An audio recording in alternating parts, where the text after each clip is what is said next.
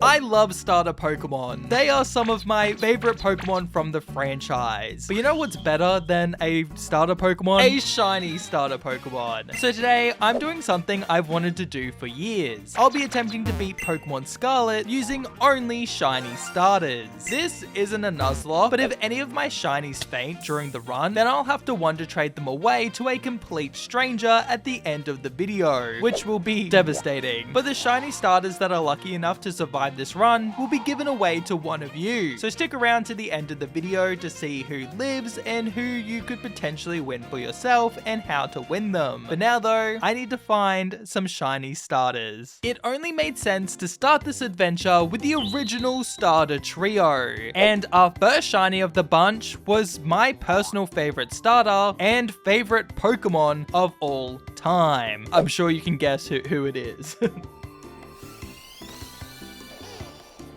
Yes! Yes! Oh my god, the first one's Bulbasaur. The first one. Let's go! Our next shiny though was probably the most popular starter just in general. Maybe even one of the most popular Pokemon of all time. Yes! Oh my god.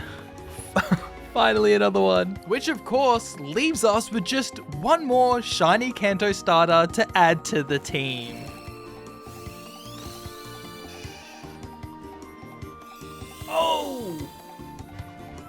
Oh my god.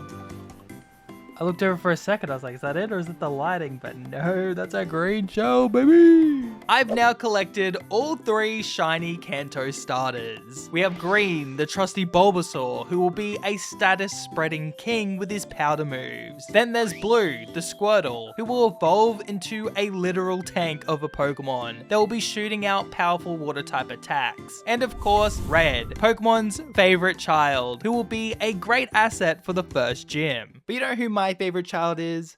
Susita from today's sponsor, Anemo. This year I've been playing a lot of creature collectors, and so when Anemo reached out, I was super excited. It's a new open world RPG that revolves around catching creatures called Anemos. But what separates this from any other creature focused RPG? Well, the biggest twist is the twine mechanic. This lets you spiritually bond with and in turn, physically control your Anemos. Imagine being able to explore, travel, and even battle in this new beautiful world while using the unique abilities of your twined Anemos. My favorite so far, as mentioned, is Susita. It's an otter that likes to collect beautiful objects and struggles with flirting, which is something I relate to on more levels than I'm happy to admit. But hey, if that isn't your style, then don't worry, there are so many Anemos to collect that range from cool to cute to even scary. And you'll need to form the perfect team of 4 if you're going to have a chance against the world bosses. These are powerful fights that will test the limits of your Anemos and your strategies. And for those of you who love shiny hunting like I do, then maybe you'd rather spend your time hunting for the super rare Prismana forms. These forms are just like your regular Anemos, just twice as rare and twice as beautiful. And if any of you do find a Prismana form, please send me a pic in my Discord or even in the BP community tab, because I kind of want to see what they all look like, so it'd be really hype. I know you don't want to be late and fall behind in the new big creature collector, so make sure you head down to the description below to pre-register with my special link to get rewards during the global release, giving you a massive head start. Also wishlist it on the following platforms so you don't miss its release. Okay, I'm spending too much time with the Susitas. I don't want Green in the game to get jealous, so I'll leave it here. But again, make sure to check the description below, and thank you to Anemo for sponsoring this video. As mentioned before, Red is our best bet against Katie and her bug types. But his best move right now is Ember, a pathetic move even when it is hitting for super effective damage. And I've also banned the use of Terastallization and any moves that boost the stats of my shiny starters. So I had to find another way to boost Ember's damage, which brings me to the Delibird present, where we can buy the item Charcoal, which boosts the power of fire type moves by 20%. 100%. I also do buy the Miracle Seed and Mystic Water, as they will kind of just do the same thing but for water and grass type moves, which when we're using only fire, water, and grass types, these items should be really helpful for the run. I'm now ready to challenge Katie, and thanks to the charcoal boost, Red's first Ember is able to one-shot Nimble. Against her Tarantula though, Ember doesn't even bring it into the red. It does still faint to a second Ember, but I'm worried about our damage output against Katie's ace Teddy Ursa. And for good reason, as Ember isn't even a 2-hit KO, and Fury Swipes can be deadly. Thankfully though, it only hits twice. A second Ember then brings the Furious Teddy into the red, before it connects with a Fury Cutter, which Red survives with just 6 HP. If last turn's Fury Swipes hit more than twice, then Red would have been the first on the Wonder Trade list. But no point worrying about that, as Red's third Ember finally puts down the bear, and we've earned not only our first badge, but also another shiny starter. And this one I actually found on stream like a year ago, but it still counts. Oh god. Oh god, I can't. Hang on. One sec, sorry. Wait! Oh my god! I was too busy trying to brag about numbers! Oh my god! We did it! Let's go! I was too busy trying to brag about numbers.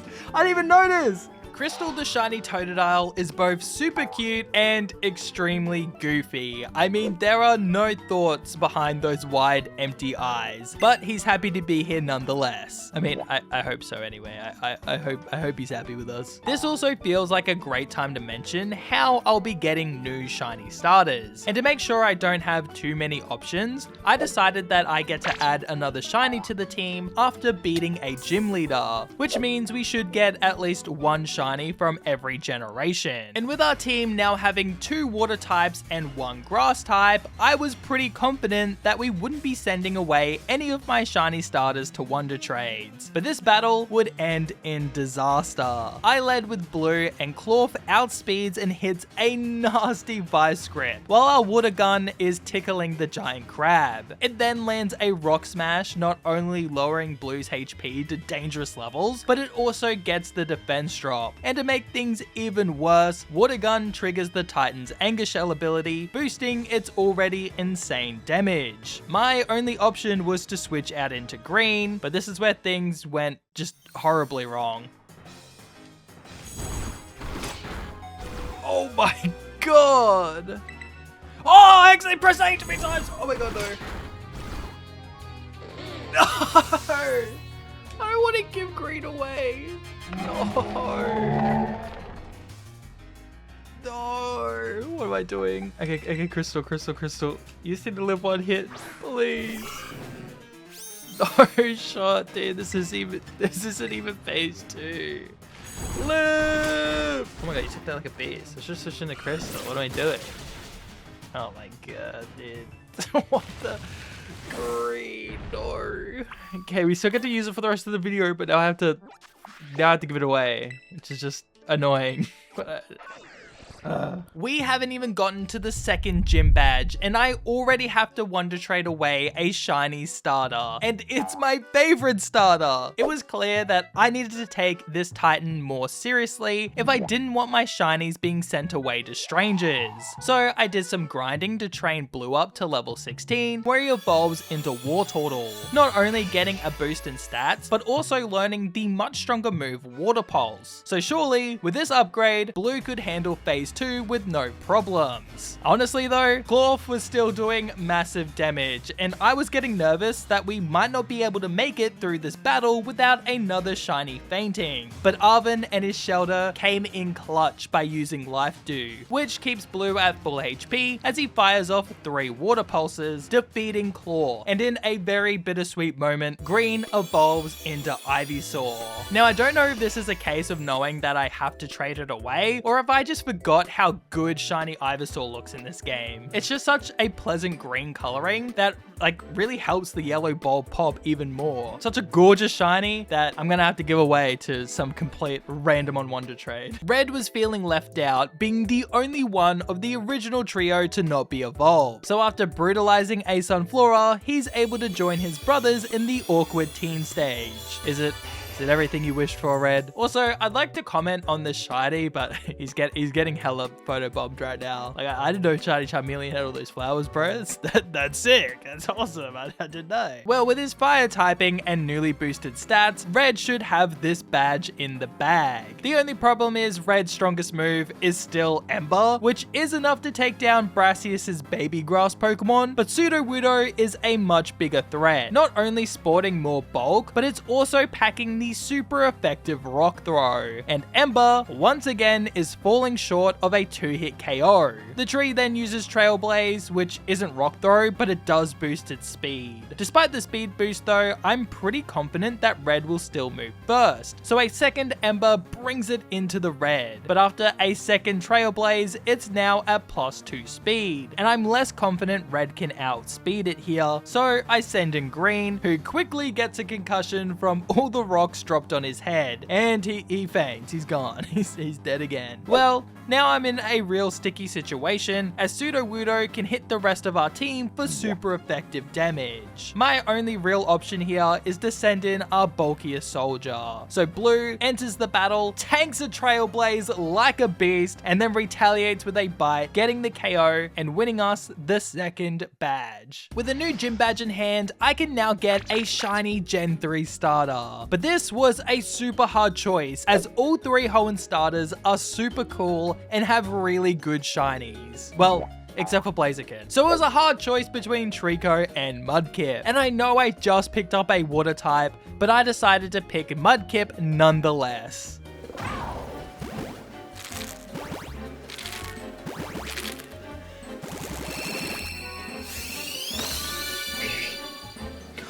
Shiny Mudkip! Let's go!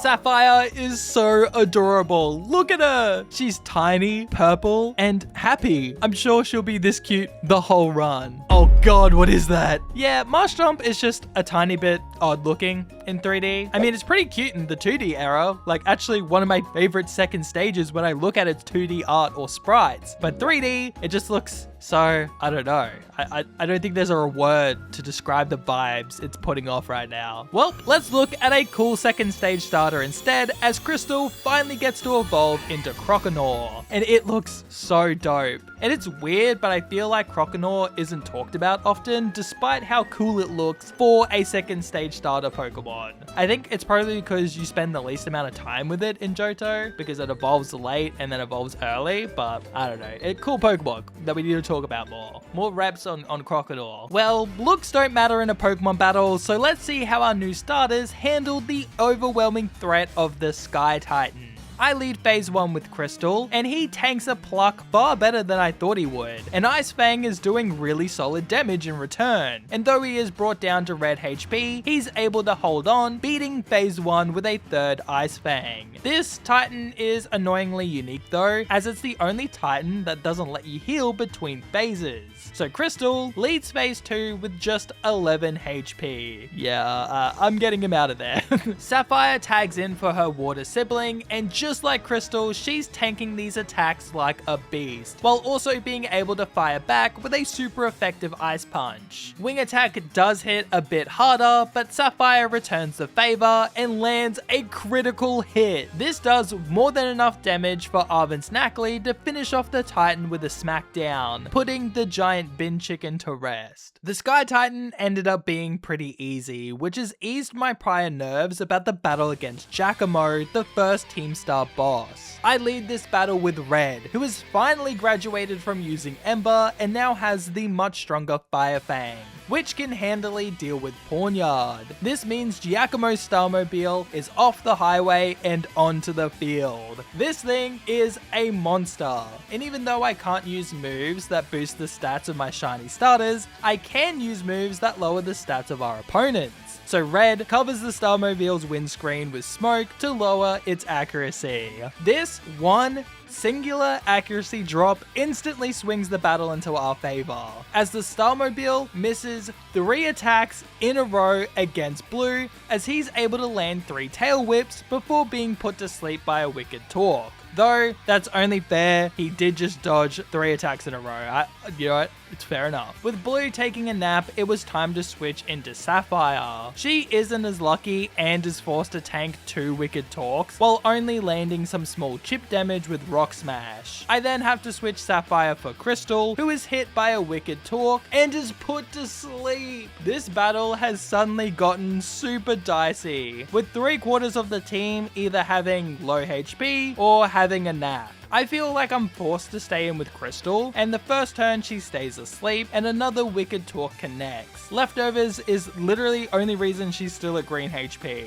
The tide of the battle turns once again though, as Crystal opens her eyes and lands a nasty low kick. And then Giacomo just completely trolls by using the non-damaging move Metal Sound. So Crystal causes the car to break down permanently with one last sweep of the wheels. With Giacomo's defeat, I've come to a horrible realization that we're about to battle Iono, the electric type gym leader, with a team of 3 water type starters. But one of them would actually be essential for surviving this electrifying battle, and it's Sapphire. Unlike Blue and Crystal, she isn't a pure water type. She's got the secondary ground typing, which means Sapphire is actually immune to electric type attacks. This might not be enough to win the battle outright though, so I do travel around Paldea, picking up some really important items like the Dig TM, one of the better ground type moves that combos really well with Leftovers. I then pick up the Assault Vest, which boosts the special defense of the holder, and this should help out a lot against Miss Magius. So with all that, I'm now prepared to take on Iono for our 3rd badge. Now you'd think that all I'd have to do here is spam Dig with Sapphire, but Iono's team is actually pretty annoying, and half of them are immune to ground type moves, like her lead Watchroll, who is a flying type. Thankfully, Sapphire had a simple answer for this problem, as she one-shots the pitiful bird with an ice punch. Iono's Luxio is next, and it's more grounded, so Dig can actually affect it, and 2 attacks later, and Luxio faints. Bellybird is out next, and normally it's pretty scary with its boosted sparks, but Sapphire doesn't have to worry about that, as she once again borrows her way to the KO,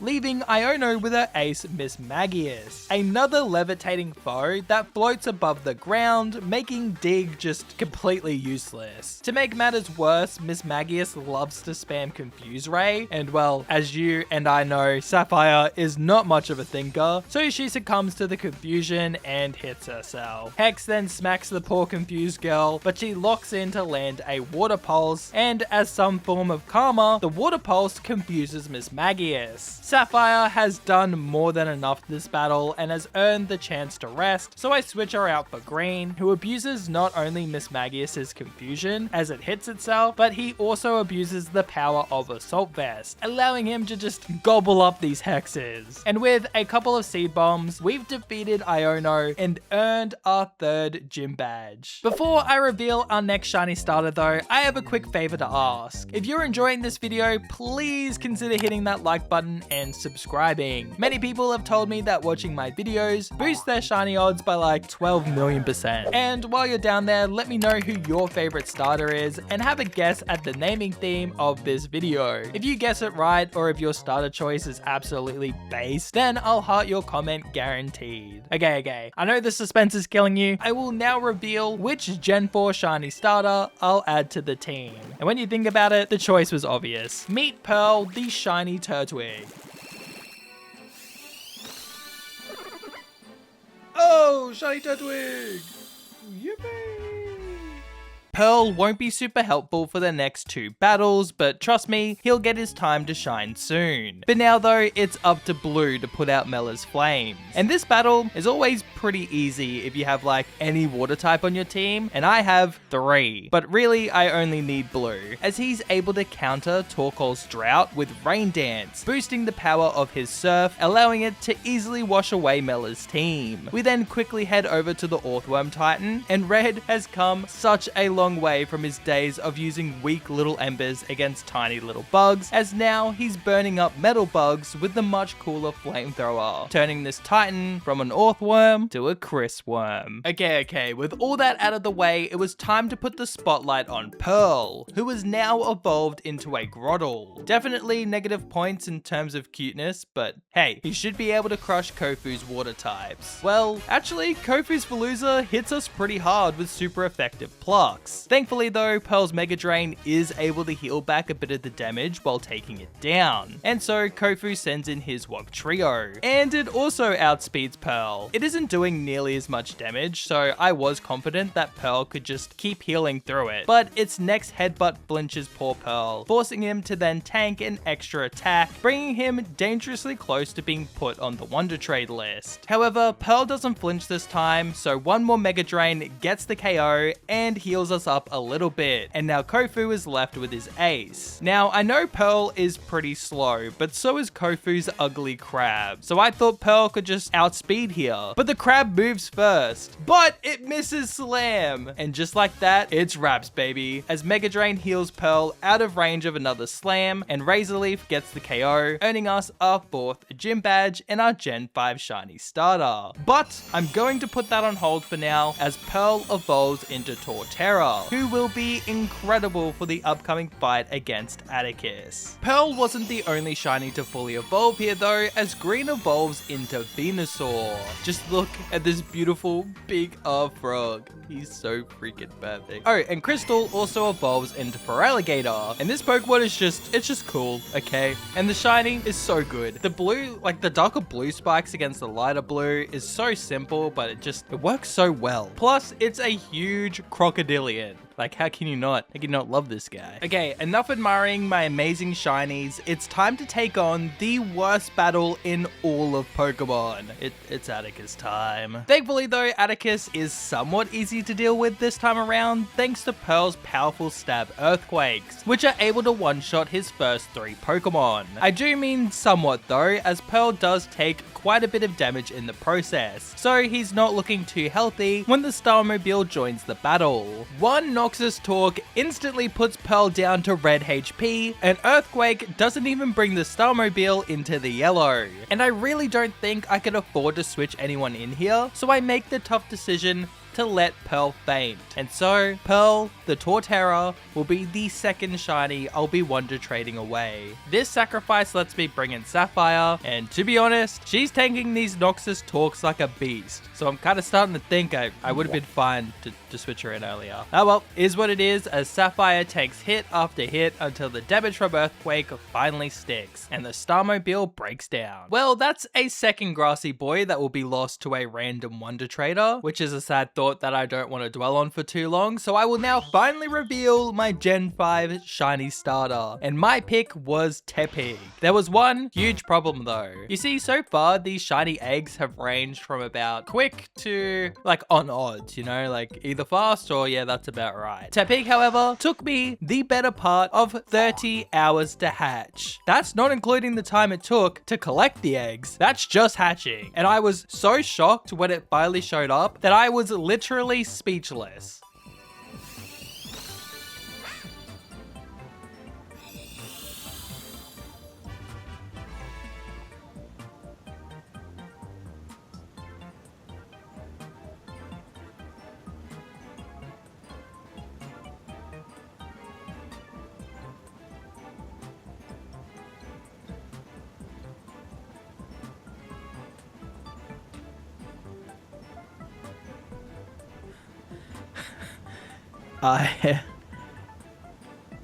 This is taking me so long that I was speechless for that. That's good, it did. Finally. It took forever. Shiny Tepig. He's so cute. Oh my god. Took my breath away even. Let's go. Now the question is, was Shiny Tepig worth it? Maybe? Well, okay, what about Shiny Pignite? No, definitely not. But Shiny Emboar? Oh yeah, it was 100% worth it for this beast of a shiny. And with Larry's level cap of 36, the rest of my starters can evolve to their final forms as well. And Sapphire's glow up needs to be studied. How does shiny Swampert look so good in these games while Marshtomp looks like, again, I don't have words to describe it. He looks like Marshtomp, he looks old, okay? The only one to rival this glow up is Red, as he evolves into one of the most iconic shinies of all time. The only one to rival Black Shiny Charizard is probably Red Gyarados, but that one is famous for completely different reasons. It would be really cool though if the Pokemon Company did another survey, but this time for like shinies, like what's your favorite shiny? And we could see what the most popular shinies are. That'd be kind of sick. Oh, and no, I didn't forget about blue. What else could I say? It's a turtle tank, 10 out of 10. The shiny could be like puke green, poo poo brown, bro. It would still be awesome, like, because it's a turtle, that's a tank. We peaked years ago, okay? It's pretty sick. All right, it's Larry time, and it's been a hot minute since I did this fight without cheesing him with a setup sweep, so let's see how a completely honest battle goes. I of course lead with our new firefighting type, White the Emboar, who crushes Kamala with a hammer arm, getting an easy one-hit KO. The drawback of Hammer Arm's immense power though is it does lower White's speed, so now Dudunsparce does outspeed, and Drill Run definitely doesn't tickle. But even worse, it survives a Hammer Arm with barely any HP. A second drill then gets so close to sending White away on the Wonder Trade train, with him hanging on like 2 HP. Heat Crash can finish it off, but White is a lot lower than planned when Larry sends in his A-Star Raptor. So yeah, we gotta switch. I send in Crystal, but all he can do is lightly tap it with a low kick, doing barely any damage, and after tanking one Facade, he also has to retreat. Sapphire, you're up next, Chica. And well, it's the same story more or less. Facade hits like a truck, and Earthquake is more like a earth suggestion, so it's into Red. And while alone the damage from our starters was tiny, together they're able to help take the big knockout as Flamethrower is able to finish off the bird, winning us the 5th gym badge. Before I can add my 6th gen shiny starter to the team, Nemona does force us to battle her straight after the Larry fight. And while White didn't get the sweep I was expecting against Larry, he truly shines in this battle against Nemona, as he's able to naturally one-shot her whole team. The highlight being him heat crashing Meowscarada. That cannot be a good way to go out. With that pointless side quest out of the way, it was time to hatch my next shiny starter. And sadly, my mic was muted for this one, but just trust me when I say I was pretty stoked to see a shiny Froakie. X isn't the most exciting shiny to begin with, but once he fully evolves into Greninja, he becomes a top tier shiny, turning into this gorgeous black color. And you just know I had to run X and Red together in the battle against Rhyme. Honestly though, not much to say here. These two don't only look great together, they also clean up Rhyme's team. Well, okay, X did most of the heavy lifting with him one-shotting Bayonet, Houndstone, and Toxtricity, while Red kinda just spent like 3 turns trying to KO Mimikyu. Nevertheless though, we get our 6th badge with ease, and thus we can add a Gen 7 starter to the squad. And normally, I'd pick Litten. It's a cat, it gets broken moves, it's a great shiny. But spoiler for a future project, but I'll be using shiny Litten in an upcoming video. So instead, I decided to hunt for Rowlet, as it's my 2nd favorite out of the trio.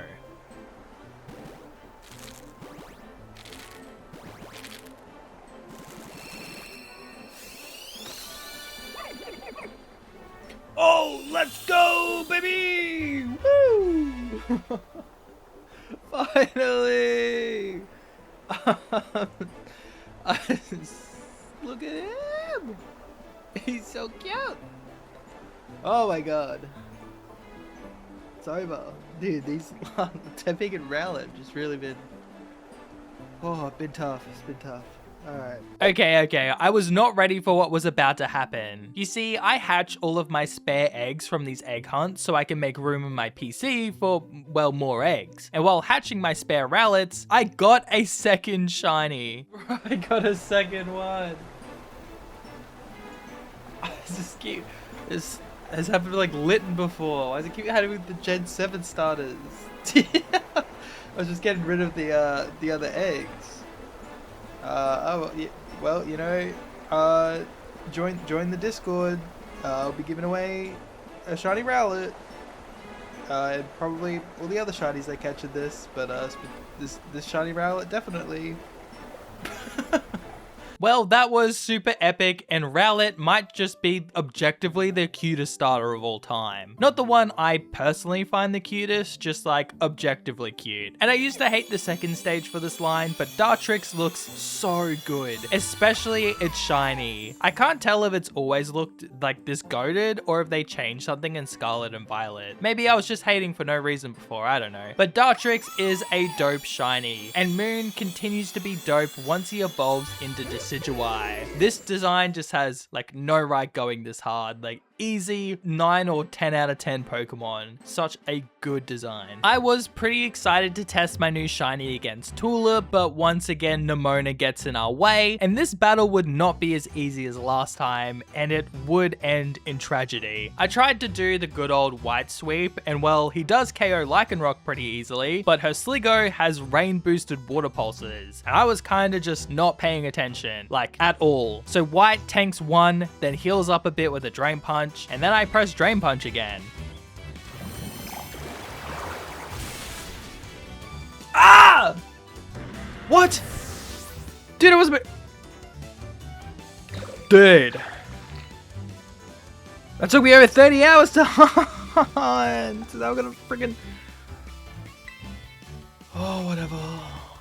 Yeah, I was not happy with that one. The rest of the fight went fine. Moon fights off Pawmot, and despite the rain, Red is able to 1v1 Meowscarada. But having to Wonder Trade away White is going to hurt so much, especially because it was the longest shiny in this video. Like, it was, yeah, it's gonna suck. It's gonna really suck. I would much rather give it to one of you guys, but hey, these are the stupid rules I gave myself, I guess. Okay, to ensure that I don't play tilted for the rest of the run, I decided to bring Crystal to a relaxing yoga retreat where we were able to stretch out the negative emotions that were weighing us down. And after that relaxation session, I was ready to challenge Tulip. I do have to start this battle with X since Tulip's Frigoralth is a part normal type, which means it's immune to Moon's ghost type moves. After 2 Night Slashes though, the Giraffe is dealt with and Gardevoir comes in and threatens X with Dazzling Gleam. So he U-turns out into Moon, who shakes off the attack pretty well. I can't say the same though for the critical hit Psychic on the following turn, as it almost ends Moon right there. But with 7 HP, a Spirit Shackle is able to get the KO onto Guardy. Espathra though is way too fast, so it's back into X, and Night Slash gets the easy OHKO. Tulip is now left with her Ace Florges, and it has the deadly Fairy type move Moonblast, which would really ruin X's day. So he once again uses U-turn, though looking at the damage, I'm sure Night Slash with a one-shot, but hey, better be safe than sorry, as Crystal easily cleans up the fight with a crunch, earning us the 7th gym badge. After all this time, all these shiny starters, I finally get to add my favorite shiny starter to the team. Now, I know you're confused because like Bulbasaur is my favorite, right? Well, it's my favorite Pokemon, but not my favorite shiny starter. That goes to Shiny Scorbunny.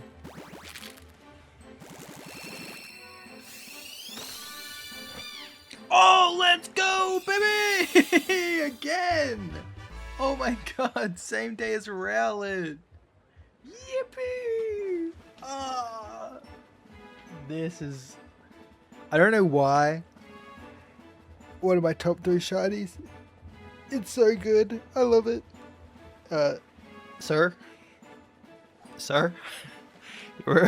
Sir? Yeah, that's right. Phase out of existence. Coward. Let's go, dude. Oh my god. Oh, and it happened again. I got a second shiny Scorbunny as well, which is pretty hype, not gonna lie. It happened again. What is going on, man? Add Scorbunny to the guaranteed shiny list. What the heck, man? I'm just trying to make room.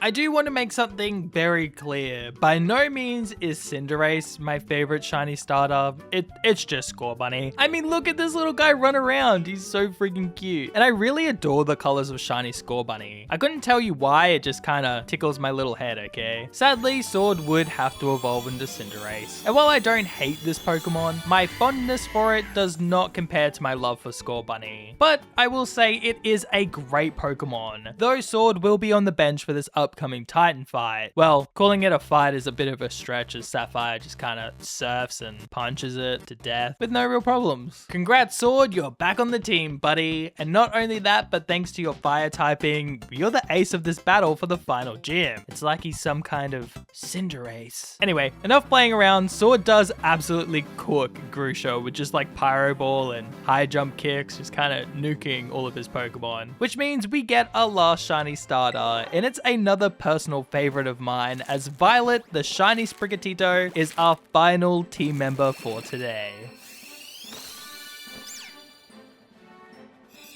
Already? Oh my god! I am on a roll! What is happening? Oh my god. Okay. Wow, it really said, Hey bro, sorry about Tepig. Let's just give you the next 3 really quickly. Okay. Probably not double shiny Sprig in this batch. This is a small batch, but my god. Alright!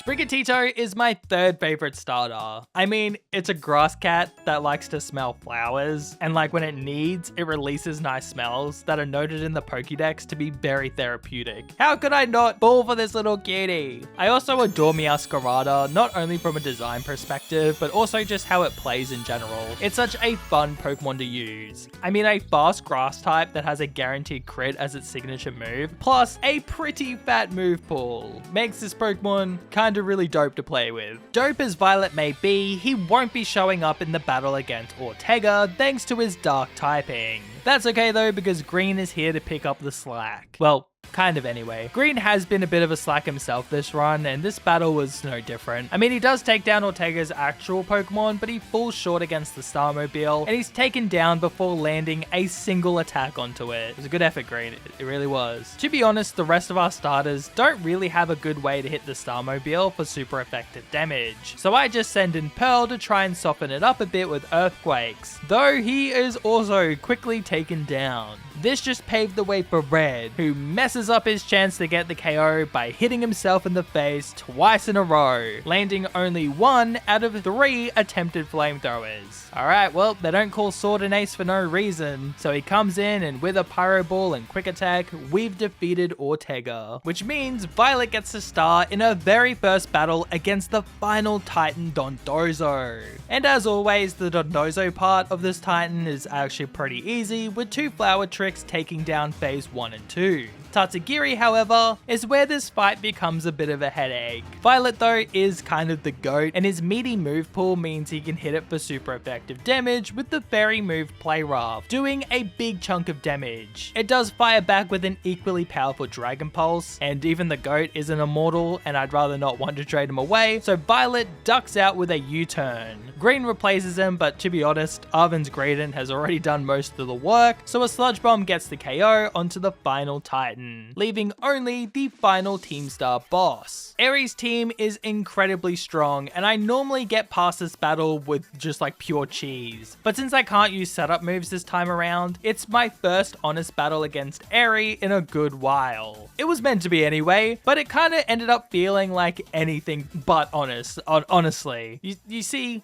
dear, handsome, and funny viewer, Sword has the hidden ability Libero, which changes his type to the move he's using, turning Sword to a flying type when he uses acrobatics, giving him the same type attack bonus, allowing him to one-shot Toxicroak, Annihilate, and even Passimian. Lucario normally only takes neutral damage from flying Pokemon, but Sword can use Pyro Ball to hit its steel typing for weakness, getting another one-shot. Aries Starmobile is the last, but it has real issues hitting flying types, so it just gets stuck spamming shift gears, but in the end all those stat boosts amount to nothing as it never gets to attack, falling to Sword's power. And now we can challenge the Elite Four. The Elite Four are some of the most powerful trainers in Paldea, but our starters are as equally strong. So whether or not anyone new joins the Wonder Trade list is really just up to me not messing up. And while Rika went perfectly, Violet destroys Wishcash and then U-turns into Blue when Camerupt comes out, and then Blue is able to one-shot Camerupt with Water Spout, and then Domfang gets blasted away as well. Dugtrio is a little too quick for Blue, so it's back into Violet, who can finish the battle off with 2 clean one-shots. Sword then kinda just has the perfect moveset to deal with Poppy, KOing her whole team all by himself. Larry, the now Birdmaster, then gets his wings clipped by the power of X and his expert boosted ice beams, which leaves only one Elite Four member in the way of us challenging the champion, and that's the Dragon Master Hassel. And at first,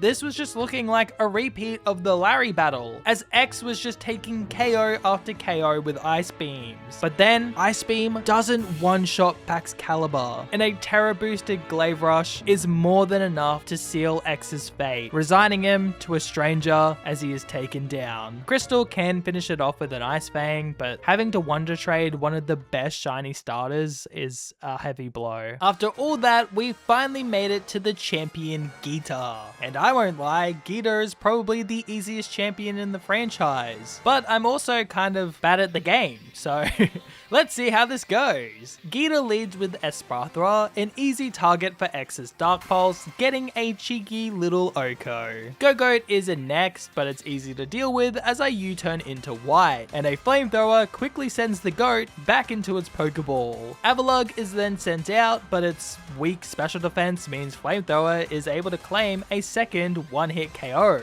Veluza though can kind of deal with our fire threat, but we just switch into X, who lands a critical hit U-turn, getting a one-shot and brings White right back in as Geeta sends out her King Gambit, who gets smacked right between the eyes with a Drain Punch, healing White back to full HP, getting him ready to fight Geeta's ace, Glamora. It does outspeed White and lands a super effective Earth Power, but he holds on, and then he misses a Hammer Arm. All that just a miss. White, what the frick, man? Well, the best play here is to let White fall, so I let him tank another Earth Power. But he lives with 1 HP, and his Hammer Arm connects this time, and Glamora lives! No way, bro. Well, White faints for real this time, but this gives me a free switch into Crystal, and with his Held Assault Vest, he's able to shake off a Terra Blast, and then retaliates with a Liquidation that gets the KO. And with that, we've become the champions of Paldea,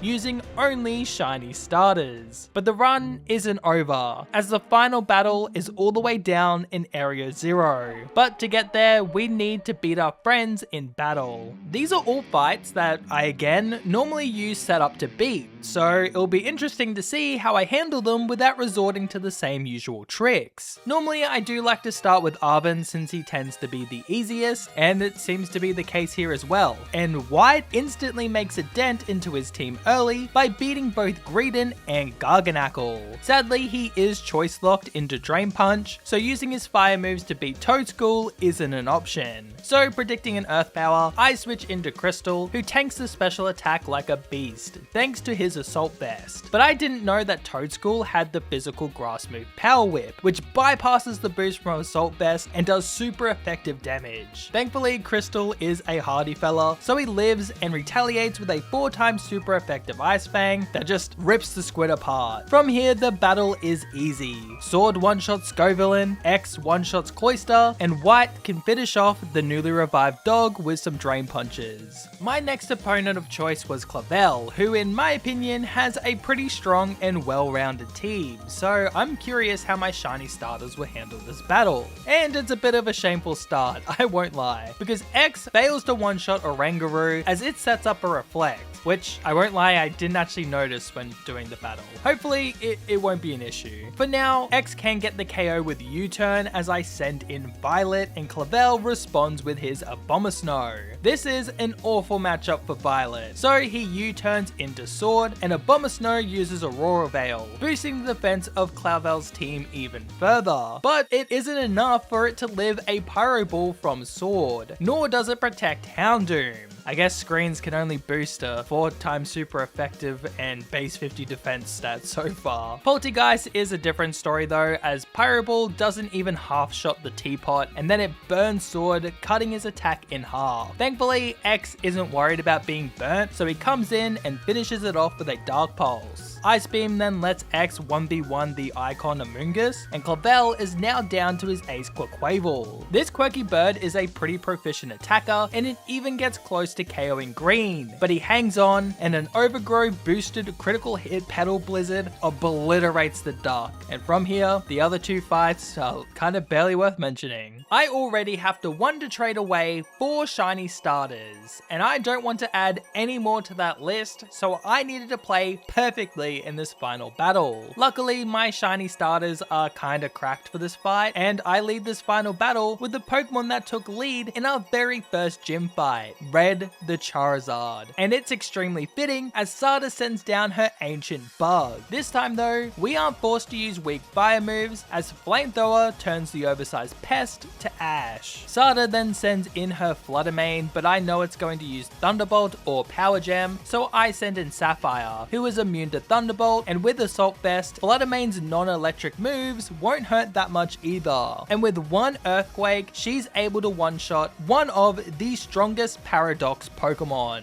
However, Brute Bonnet is a terrifying foe for my Sapphire, but just like how she covers for Red's weaknesses, Red is able to cover for hers as he takes down Brute Bonnet with more powerful flamethrowers. Oh, and would you look at that, another Pokemon that could easily kill Red, but gets walled by Sapphire. Sorry Sandy Shocks, but in the present, you're nothing but a crunchy snack for my juiced up Axolotl. Sapphire and Red have more than earned their retirement, so it's up to Sword to take care of the incoming Scream Tail. But I've given him a secret weapon just for this Pokemon, as I've taught Sword the move Gunk Shot, an insanely powerful poison type attack that blows up Scream Tail. Sada's ace Roaring Moon is then the last obstacle in our way, but Sword is our ace, and he kicks right through that said obstacle, one-shotting Roaring Moon with a high jump kick, winning the battle, and so I've beaten Pokemon Scarlet using only shiny starters. Now that the run is over though, I have to want to trade away Green the Venusaur, Pearl the Torterra, White the Emboar, and X the Greninja. But as I want to trade them away, I'll let you know how you can win the rest of my shiny starters, and it's easy. Just like the video, subscribe to the channel, and join the Discord in the description, where I'll be hosting the giveaway. Also, huge thanks to my members for taking that extra step to support the channel, and if you want to become a member, then now is the perfect time to do so, as I have just released new custom emotes, and hopefully by the time this video is up, I've done a member only video.